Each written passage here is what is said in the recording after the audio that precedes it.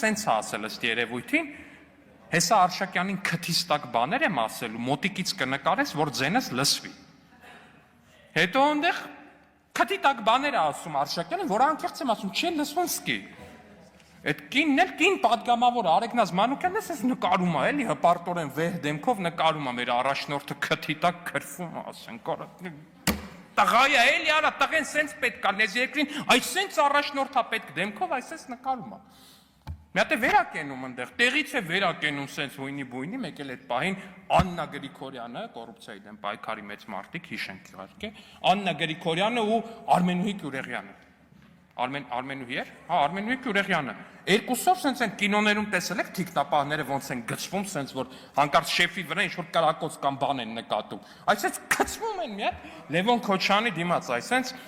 իրենց մարմնով պաշտպանելու իրենց շեֆի որդուն, նույն ինքը Քոչարյանի փոքրիկին։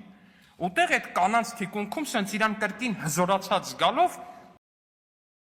մի հատ էլ էլի քթիտակ հերթական երկրորդ անգամ ինչ-որ բան է ասում, որը պարզվում է հետագայում, որ հայհոյանք է։ Բայց ըստ երևույթին լավ հասկանալով, որ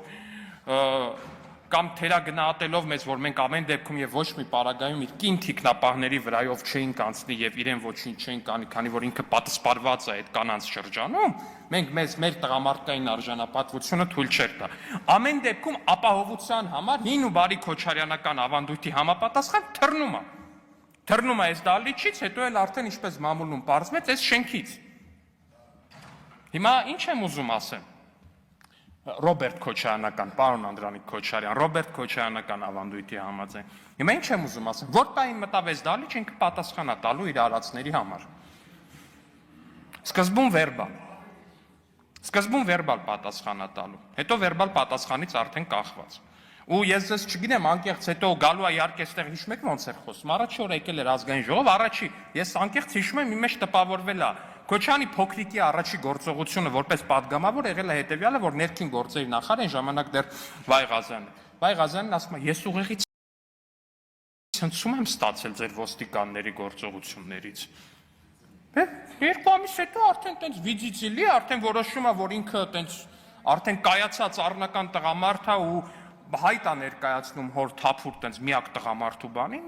կարամ հայհոյեմ, քթիստակ, իհարկե դեռ քթիտակ, բայց կնկարեք մոտիկից, կարևորը որ կամերան մոտիկից պահեք, այտենց բանը, համ դոշի մկանները կարող է լավ Երևան, համ էլ հայհոյանքը կարող է լսվի։ Ասենք վստահ եմ, այս ամեն ինչի այս նիստի հոգեբանական տրավման իհարկե ինքը կփորձի բան անել, ինչ անեն, որ մարդիկ գինու մեջ են խեղդում, կխեղդի, չգիտեմ, 200 կիլոգրամանոց ինչ որ մի հատ բան շտանգա բենչ պրես անելուց կամ ինչ-որ մի բան անելուց, բայց այնուամենայնիվ դա իրան չի փրկի, որովհետև ուզում ես 500 կիլո պարկած ժիմ արա, եթե գնալու ես Արմենուհի Գյուրեղյանի ու Աննա Գրիգորյանի թիկունքում պահկվես, դու հարամալնի տես տղեն է, այտենց պրեսն է, այտենց ժիմն էլ, այտենց ամեն ինչն էլ դե արյու մի ասա։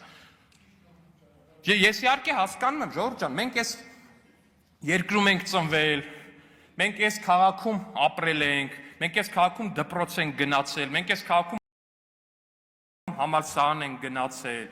մենք բոլորս գիտենք այն բոլոր պատմությունները, թե ոնց օրինակ Քոչարյանի փոքրիկը լուծել իր հարցերը տղայական մակարդակում։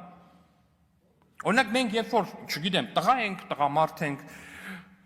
մենք երբ որ ինչ-որ աղջկա կամ կնոջ հետ կապված հարց ենք ունեցել կամ բան ենք ունեցել այլ տղայի կամ այլ տղամարդու հետ, մենք դա լուծել ենք ինքնուրույն, շատ դեպքերում եղել է բռունցքներով ենք լուծել, եղել է այդ բռունցքներով լուծելու ընթացքում ավելի թույլ ենք եղել ավելի ուժեղ ենք եղել, ինքներս ենք արել, հասկանում եք, մենք ինքներս ենք արել։ Ամբողջ Երևանը տարիներ շարունակ պատմում էր այն մասին, թե Լևոն Քոչարյանը ոնց է ժամանակին լուծել աղջկա հետ կապված հարցը ԱԱՑ-ի հատուկ ջոկատայինների միջոցով, ոնց է ինքը իր հավանած կնոջ, որի անունը ոչ տալիս են, ոչ էլ ինքը կապ չունի այս թեմայի հետ, ոնց է ուրիշ տղայի հետ իր այդ թեմայով հարցը լուծել, որ ԱԱՑ-ի ալֆային ուղարկելա, գնան մեկի գլուխը ջարդեն։ Հիմա եկել այստեղ տղամարդ է ձևանում։ Դուք հոպես տղամարդ մեր փողոցի, չգիտեմ, կատուն էլ կարա ալվի տենց։ ԱԱՑ-ի ալֆայի ջոկատը համար տղայական հարց լուծի, դրանից ուժեղ տղա կարա ալվի առհասարակ։ Շիրակ Թորոսյանը ստեղ չի, իհարկե կասեր, որ ախալքալակցիները կարան, բայց այնուամենայնիվ։ Չէ, ժողովուրդ ջան, ես մի բան էլի, մեկ է սրան հակադարձ բան են ասում, տո դուք որ վաղը պաշտոն չունենաք, ինչ։ Որ վաղը պաշտոն չունենանք, ինչ։ Մի հատ ասեք, էլի, ինչ,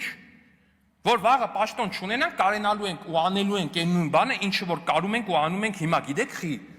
որտեղ մենք հիմա ԱԱԾ-ին չենք ուղարկում, որ մեր սիրած աղջկան մոտեցող տղայի գլուխը ջարդի, որ մեր տղայական ու անձնական հարցերը լուծի։ Մենք մեր հարցերը էլի մենք ենք լուծում։ Էլի ինքներս ենք անում։ Ոնց կարում ենք լուծում ենք։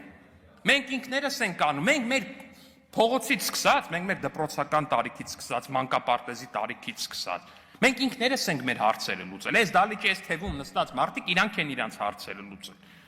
Կռիվել են իրանք կարել, ծեծել են, ծեծվել են, իրանք են արել, հասկանում եք, այս մարդկանց այդպես սպառնալ, որ վաղը իշխանություն չլինի։ Դուք հա որ իշխանություն չեք, կնանոց հետևն եք գնացել թաքնվել։ Թող ինձ ներեն մեր բոլոր թիմ գործընկերները, կանանց թիրախավորում չի էլ։ Հենց հետա կանայք ուժեղ են, որ նրանց թիկունքում թաքնվում են, դա նկատի ունեմ։